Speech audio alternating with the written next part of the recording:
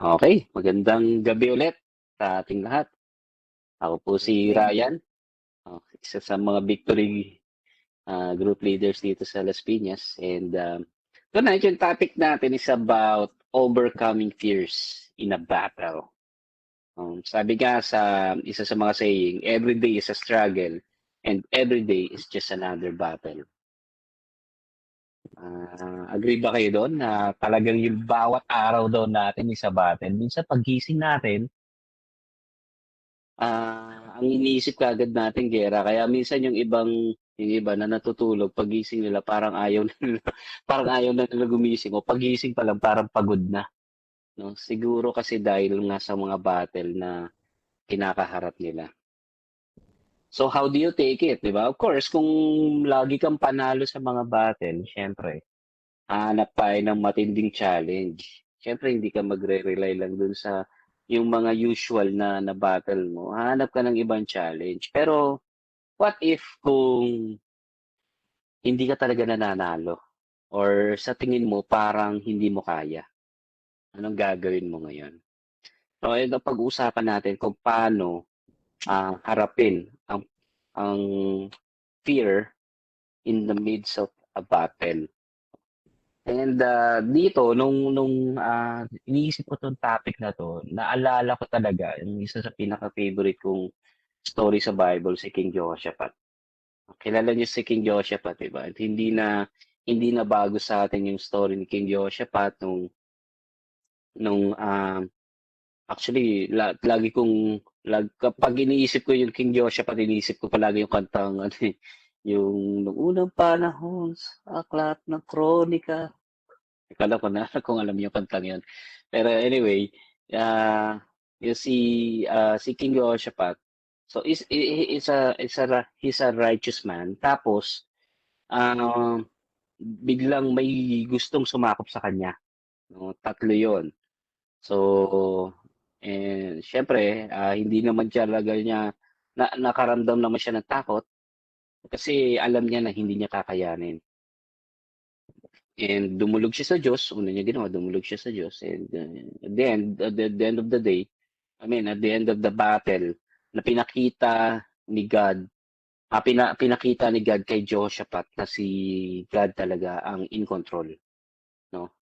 And actually, nanalo sila sa battle nang hindi sila lumaban. Instead of papuntahin is yung mga ang tawag dito, mga mighty warriors sa harapan, ang pinadala ni King Jehoshaphat is yung mga musicians, mga singers, musicians, mga Levites. So sila. Pero nanalo sila ng battle na hindi man lang nila inangat yung kanilang sword para makipaglaban.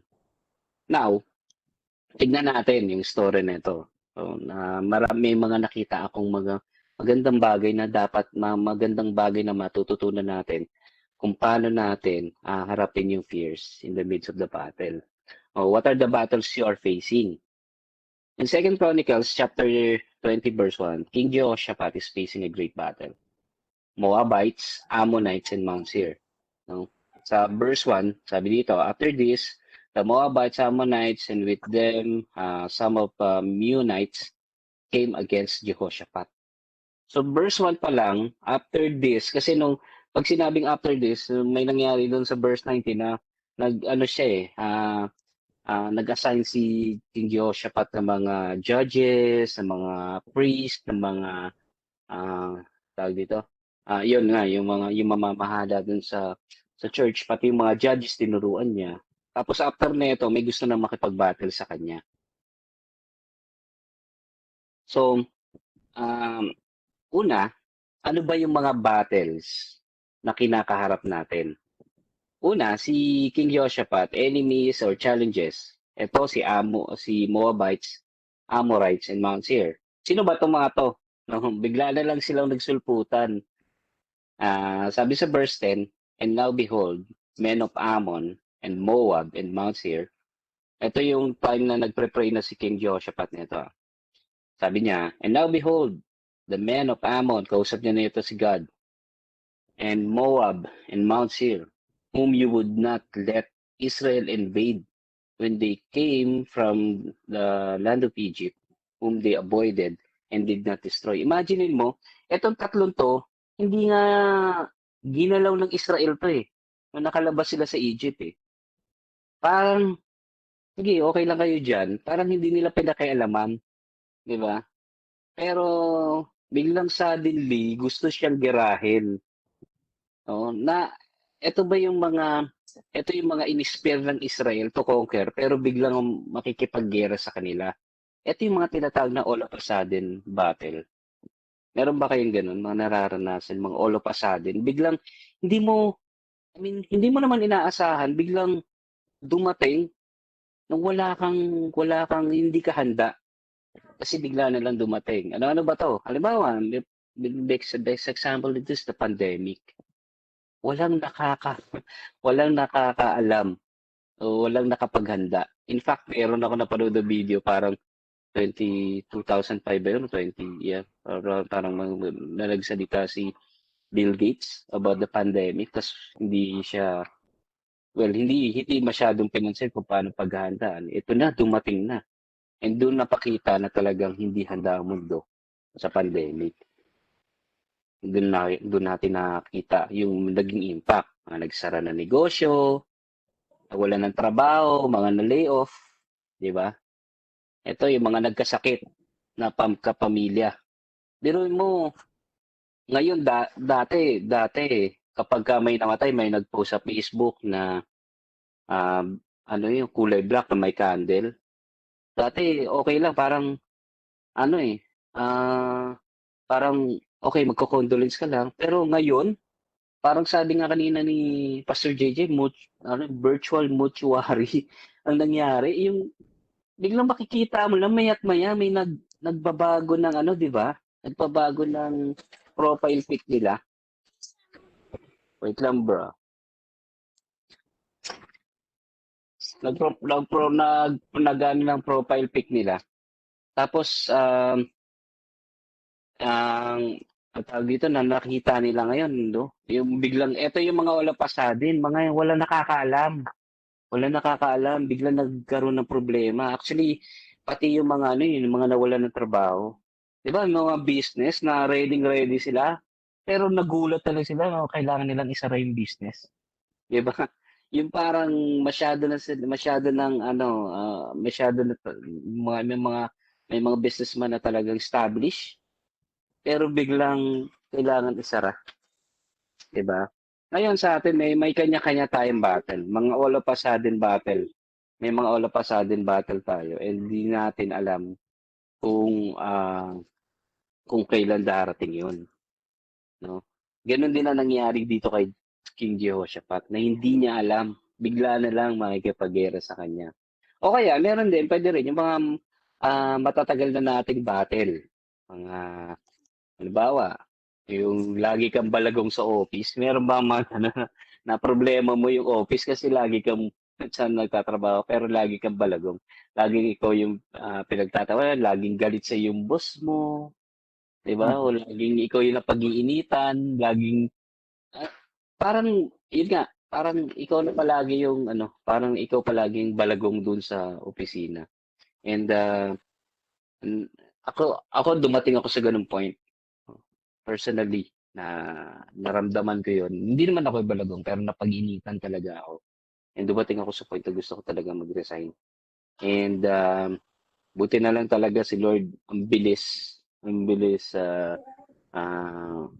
sumaklolo sa akin. And yun, o kaya, kapitbahay mo, matagal mo ng kagalit, o kaya yung ano, um, sa magkakapatid, sa relationship, na ikaw yung tinuturing na black sheep, di ba? Yung malaking problema na, o kaya may problema sa family, may problema sa relationship with your spouse. Yun yung mga battle natin eh, no, na pinaglalabanan. And ngayong pandemic, mas mas parang bumigat yung battle na yon, 'di ba? Parang mas bumigat yung battle, mas maraming tao nakakaranas ng mga ganong klaseng battle. Ngayon, syempre, lahat naman tayo may kanya-kanya tayong battle at hindi natin pwedeng i-compare, 'di ba? Yung battle mo mas malupit, mas matindi kaysa sa battle. Hindi natin pwedeng compare kasi may kanya-kanya tayong kakayanan. May kanya-kanya din tayong dinadala. Kaya minsan, ang inano nga doon, pagka halimbawa may makakausap ka, may makaka-encounter ka na biglang init ng ulo, baka may pinagdadaanan yan eh.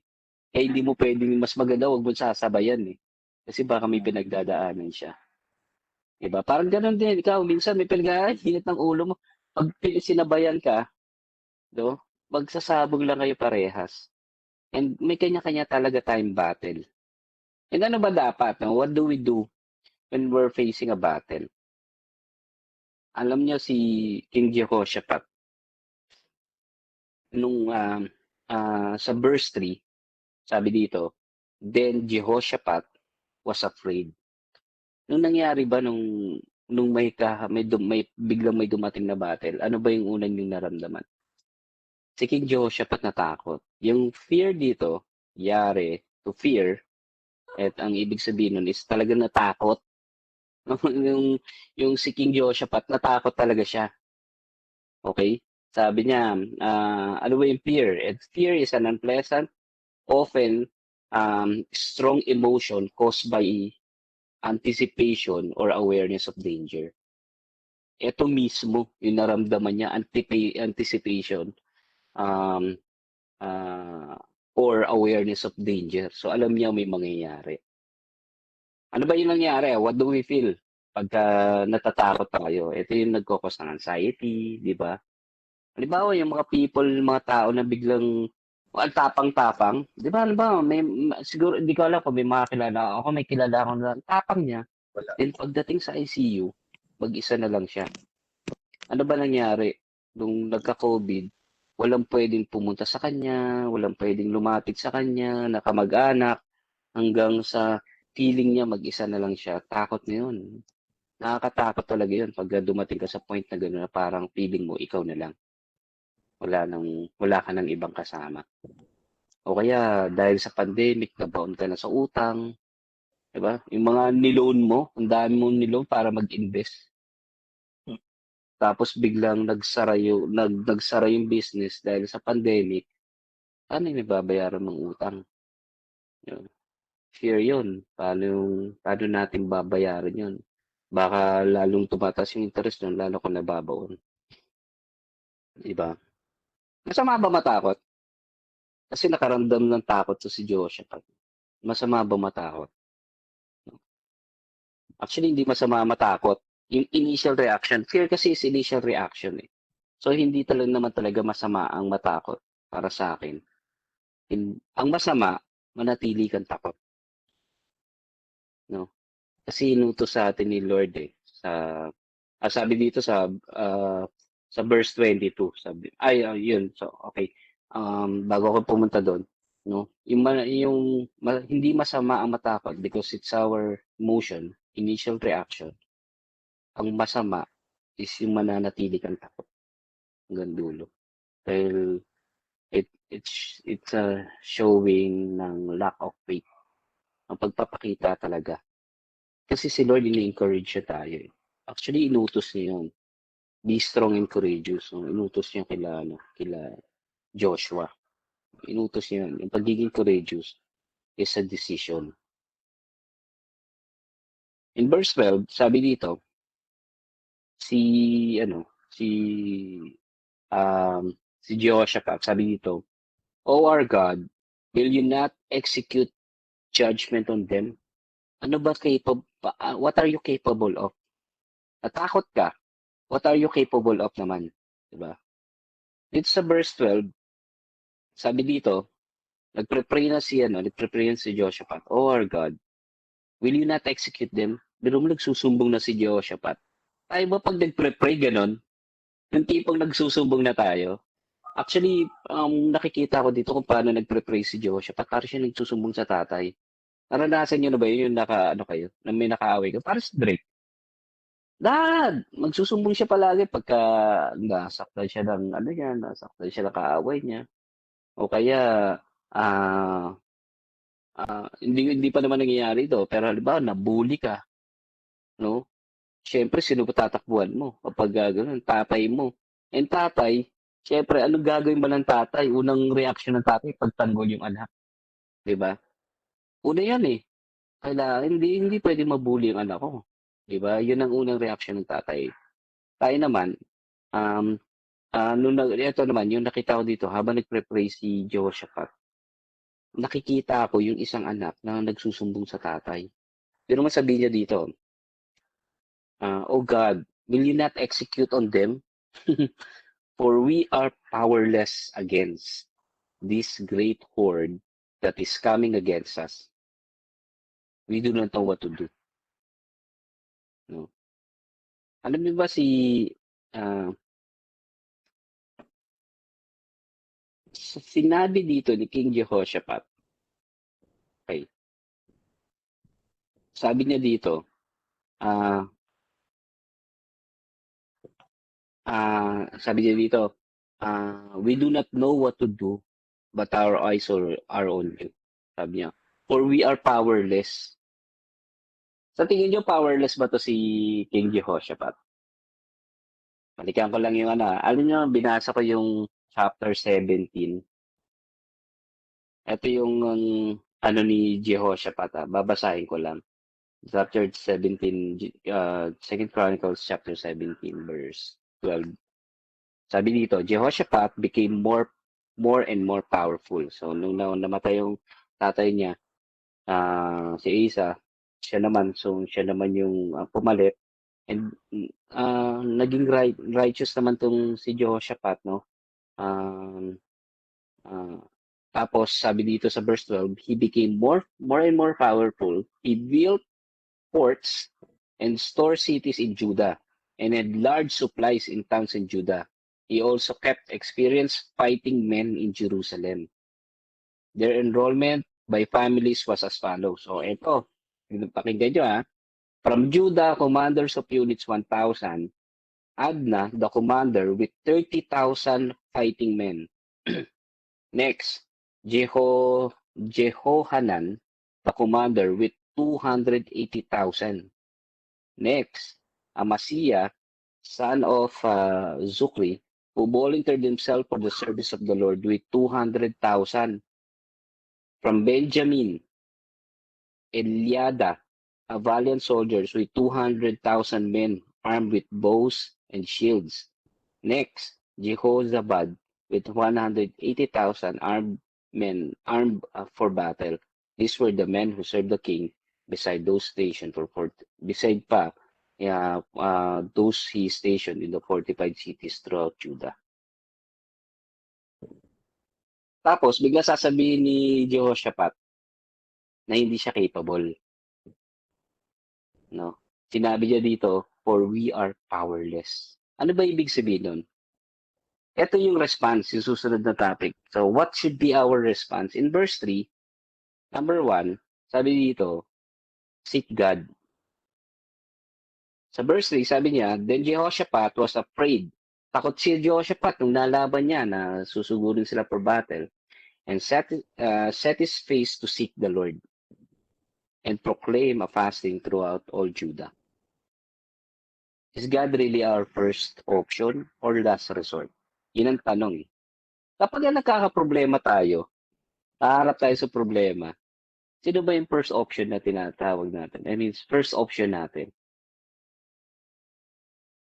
Kasi minsan, sasabihin natin first option natin si Lord, pero gumagawa ka na ng paraan. Na, ako lang ba yun? Gumagawa ka na ng paraan para ma-resolve yung problema. Pero Lord, help me. Lord, ikaw na bahala dito, pero iniisip mo na kung sino yung mga utangan mo. Iniisip mo, nag-iisip ka na ng Bombay. Iniisip mo na yung interest pag inutang mo to. No, ikaw na gumagawa ng paraan na sinasabi mo na si God yung siya yung una mong option. Kaya lang, parang tinutulungan na natin si God. Or, sometimes, siya na yung last resort. Walang-wala na talaga. Bahala na si Lord. Nangyari na ba sa inyo yun? Yung tipong may problema ka, tapos ah, wala ka na lahat, ginawa mo na. Tapos, si Diyos na, si Lord na lang talagang pag-asa ko. Yan, 'pag narinig mo si Lord na lang talaga ang pag-asa ko. Wala ka ng kumbaga hopeless ka na. Kay Lord ka na. Kaya lang ang problema, last resort na siya. Lagi na lang natin nilalagay sa last resort. Dapat una pa lang si God na kaagad. Si Jehoshaphat, nung nagkaroon siya ng problema, natakot siya, pero inuna niya kaagad si God. Sinik niya kaagad si Lord. Hindi yan last resort. Hindi ginawa ni Jehoshaphat. Ang dami nating army. I think kakayanin natin to. Pag hindi natin kinaya, si Lord na bahala sa atin. Ah, hindi ganun mag-isip si Jehoshaphat. And ang ganda ng ginawa, ang ganda ng nangyari na ginawa ni dito ni Jehoshaphat kasi inuna niya si God, sinik niya kagad si God. Pangalawa, acknowledge that we are incapable of winning the battle without God. Sabi ko nga kanina, ang dami, no, um, ang daming army. Hindi naman talaga pipitsugin ang armed forces ni Jehoshaphat ng Judah, Kingdom of Judah that time. Pero hindi siya doon tumingin. Tumingin siya sa mas malaking Diyos, no?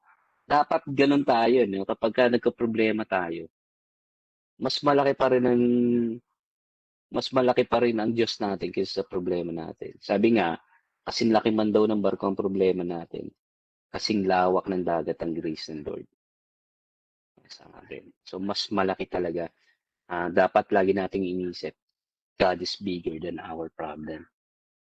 Sabi sa verse 12, for we are powerless against this great horde that is coming against us.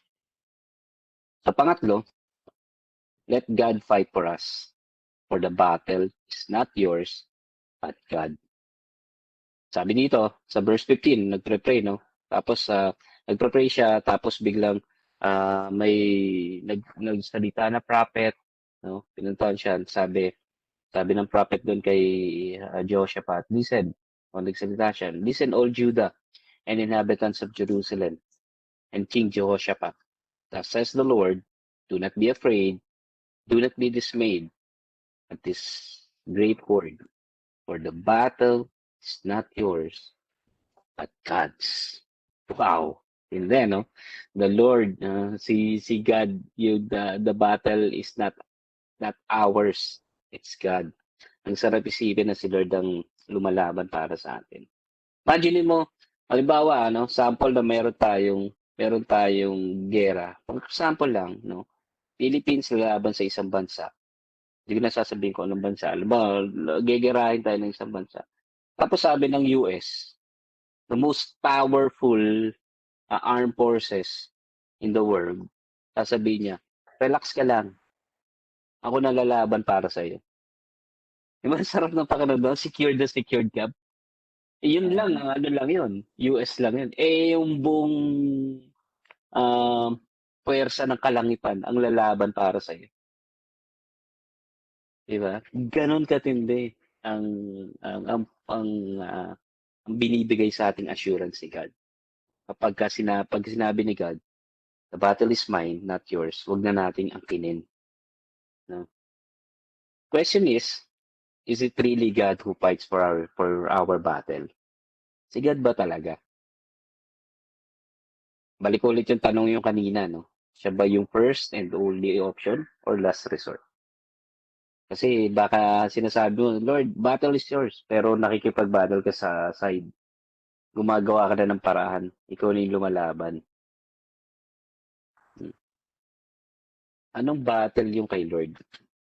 Malaki lang ba o pati yung mga small battles? Sometimes, ang ginagawa natin kapag maliliit na battles, Lord, okay na. Kaya na namin to. Ba, nangyari yun eh. Oh, sisiyo to Lord. Kayang-kaya ko to. Sinabi niya in all your ways acknowledge Him. Sabi sa Proverbs. And dapat lahat ino-offer talaga natin kay God. Dapat siya yung masusunod. Minsan ito yung nagiging problema sa atin minsan, na kapag yung mga small battles, biglang magde-decide tayo, lalaban tayo. Tapos matatalo tayo. Kasi hindi mo ina-expect kung ano mangyayari. palaki na ng palaki, lumalaki na lalo yung mga nagiging problema natin. Kasi una pa lang, hindi mo na siya binigay kay God. Let God fight for our battle. God would only pick the battle if we allow Him and put our trust on Him 100%. Gaya natin si Jehoshaphat, umpisa pa lang, binigay na niya kay Lord ang battle. Hindi siya nagtangka. Hindi niya na sinubukan. Subukan ko muna tong 280,000 army ko. Kung kaya, okay God. Relax ka lang, Lord. Kami na muna bala. Hindi niya ginawa yan. So, ang ginawa ni God, ang ginawa ni Jehoshaphat, 100%, inasa niya kay God yung battle. Hindi niya na tinulungan si God, ha. Minsan ganun na yung problema natin. Tutulungan natin si Lord. No, humingi ka ng tulong kay Lord, and si God naman, sabi niya, o sige, wait ka lang. Lord, mukhang kailangan ko yatang gawin tong bagay na to para matupad yung pangako mo. No? Yung sabi ni God, no, pagyayamanin kita. Lord, pagyayamanin mo, siguro kailangan ko tumaya sa loto para para mapagyaman mo ako. So, minsan tayo lang gumagawa ng paraan. Tinutulungan natin si Lord. No? God knows 100% what He's doing. He's sovereign. Kaya-kaya niyang gawin. Kayang-kaya tayong pagtagumpayin sa anumang battle, sa anumang problema natin.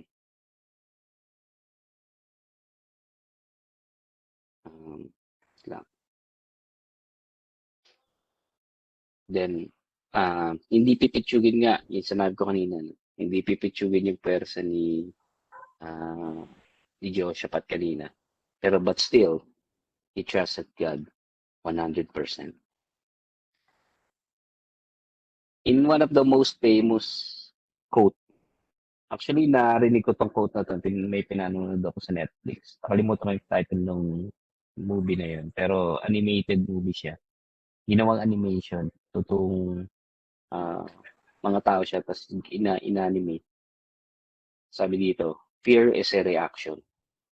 Courage is a decision. Nung narinig ko yun, sabi ko, tama nga, no? Yung fear is yun talaga yung reaction eh. Kasi kung ano yung nakita mo, kung ano yung nalaman mo, magre-react ka sa reaction. Paano mo paglalabanin yung fear? Kailangan mag-decide ka to be courageous. Kasi sabi sa Joshua 1:9, have I not commanded you? Be strong and courageous. Do not be afraid. Do not be discouraged, for the Lord your God will be with you wherever you go. Yun ang decision. So, kailangan mag-decide tayo to be courageous. Mag-decide tayo na maging matapang. Mag-decide tayo na lalabanan natin yan. Pero yung laban natin, of course, hindi yun tayo yung lumalaban. Dapat mag-decide tayo na hindi tayo matatakot because we have a great God with us. Meron tayong Diyos. It's great, sovereign God. At kaya-kaya niyang lampasan yung mga battles natin. There might be battles we are facing right now. Trabaho, di ba? Negosyo, sa mga estudyante sa school, or sa relationship, or maybe sa health. May mga problema tayo sa health, sa mga kakilala ko, hindi ikaw, sa mga kakilala mo, sa kamag-anak mo, sa mga mahal mo sa buhay. Or maybe some of us nasa crossroad ng decision. And naglalaban yung utak natin, diba? Mga options. And dumating ka sa point na na-stress ka na. Or even small battles sa tingin natin na kaya natin. Let us do what Jehoshaphat did. Let us seek God. Let us make Him our first and only option. Isuko natin kay Lord lahat ng laban natin and let Him fight for us. Kasi nangako siya He will never leave us nor forsake us. Come on, let's pray. Po tayo. Lord, maraming salamat, Panginoon. sa gabing ito, God. Thank you, God, sa mga kasama ko dito, Panginoon. Naniniwala kami, O God, that you are the one, Lord, who are fighting for our battles. Na kahit anuman, Panginoon, ang pinagdadaanan namin, anuman yung battles, anuman yung mga mga challenges na meron kami ngayon sa buhay namin.